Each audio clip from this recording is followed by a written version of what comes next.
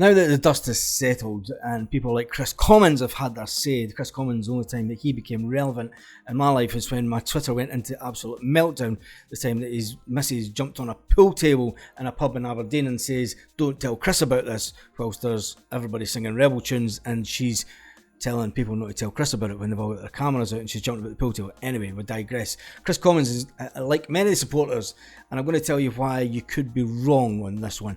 He says that Bernabe's been a disappointing signing and Kobe Ashe doesn't have the pace or the physicality for the Scottish game. Now remember back to a couple of seasons ago when Greg Taylor came from Kilmarnock to Celtic, and people said at the time that Greg Taylor is not Celtic standard.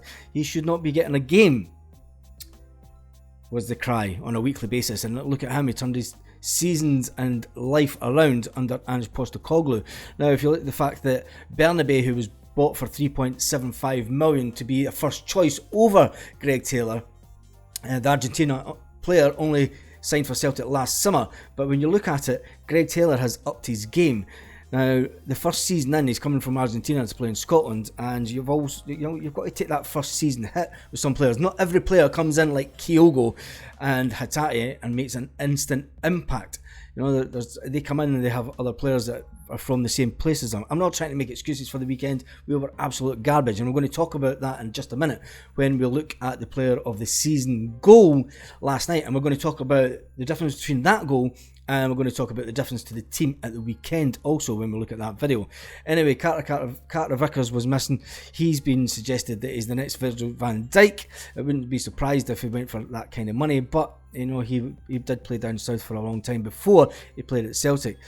Kobe Ashe, when we look at him, he's only been in since the winter window. You can't take anything from that game. You know, the manager likes to get players in and get them bedded in for a season, at least to try and get us to the next place that we're trying to go to as a club, which is obviously to get back to having complete dominance over Scottish football and trying to progress a bit further in Europe. So with that being said, that's enough said about Kris Commons. Let's jump over to Celtic and see the goal that was goal of the season and some of the interviews from last night. So first up we have Ben Summers, who obviously got Young Player of the Year. I'll be interested to see what he says. Buzzing. I kind of at the start of the season you just kind of set out to do as well as you can, and I feel like I've had a really good season, and then to pick up kind of an award like this is just the icing on the cake. So it's been really good. It's been a good season.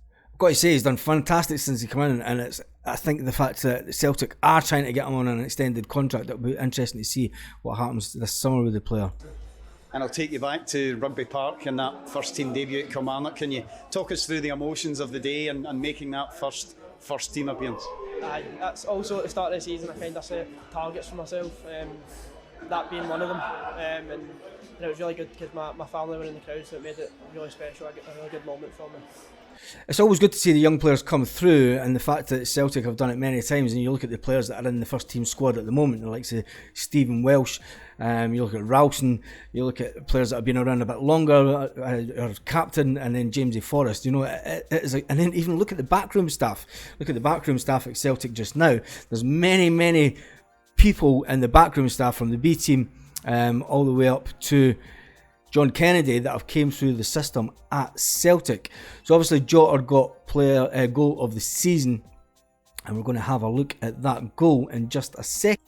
Right, let's watch the video for goal of the season, because we're going to tell you this is the difference. So you can see there the foul was given at this point. The Rangers player, what they did at the weekend, they were kicking the ball away straight away. So he gets the ball there, he gets the quick free kick, and that ball was then put forward, and then the ball straight to the main man that got goal of the season, and then he chips it over the keeper. Now Jota done fantastically well, but if you look back how slow the Rangers players were coming out, and that was the difference at the weekend. They knew the way that we wanted to play, they knew that we wanted to get quick started, but then when we got a free kick, they would come, they would kick the ball away, they would try and make sure that they slowed the game down as much as possible. And rather than moaning about the weekend, that was the difference that they did. They made major changes at the weekend. We really didn't. We made major changes, and it had the adverse effect to the team. So that was Jota. He gets goal of the season. Kyogo gets player of the season. And Matt O'Reilly, who's played every league game this season, gets young player of the year. It's quite an achievement. Yeah, definitely. I think it comes from staying healthy off the pitch, especially taking care of yourself. Obviously, you need a little bit of luck along the way as well to stay fit. But I pride myself on trying to play as much football as I can, so I'm grateful to do that. And how much does it mean that your contribution has come with the recognition of the fans tonight, because they've voted this evening?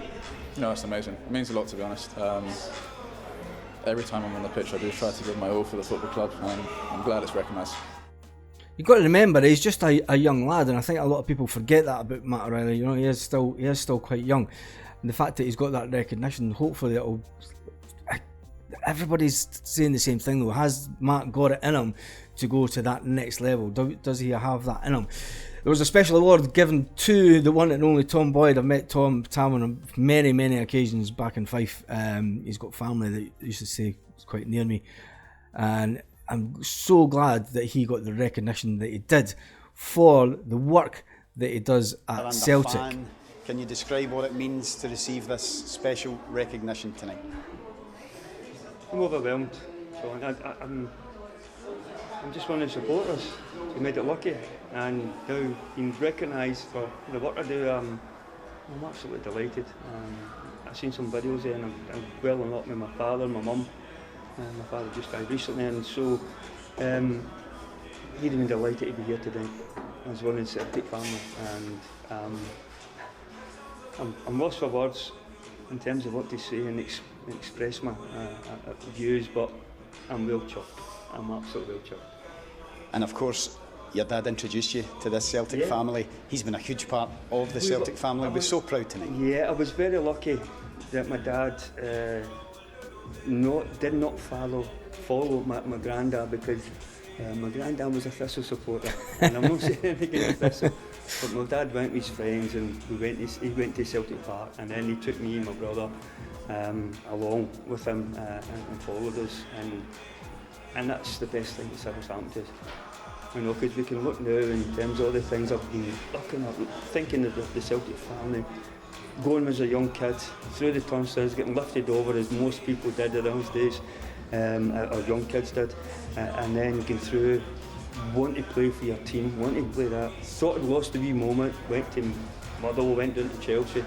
Thankfully there was a wee opportunity to come back. You forget that Tom Boyd actually won a cup with Motherwell. Cup.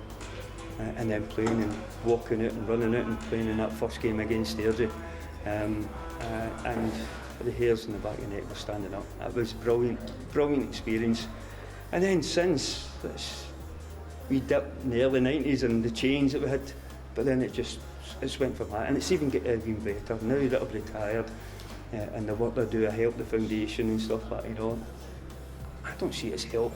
I see it as a wee challenge. I like wee challenges, and people help me along the way, and so we're a very special club. We're a very special. We were founded for a very special reason, and I don't think any Celtic supporter would ever forget that. Well, I'm sure I speak for the whole Celtic family and every Celtic supporter to say there's no one more worthy of this award. So well done, Tom. Thanks very much, Sean. Thank you. Hail, hail. The thing is, the times that I've met Tom Boyd, it's usually been at funerals, family funerals, and he always makes a point coming over and making sure that everyone is okay, and always asks to make sure that everybody's okay. Fantastic player. Caitlin Hayes obviously wins the Female Player of the Year award. Cracking for her. Jota gets goal of the season against the Rangers, scoring goals when it matters. Kyogo, it was his night. Kyogo, he gets top goal scorer, he gets Player of the Year, Players Player of the Year, and he also gets the Dafabet Player Sponsor of the Year.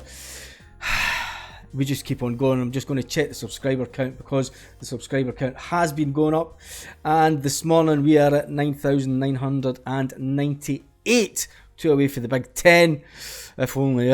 Anyway, on that note, I hope you enjoyed this video, and I shall see you on the next one. Have a great day, Celtic fans all around the world.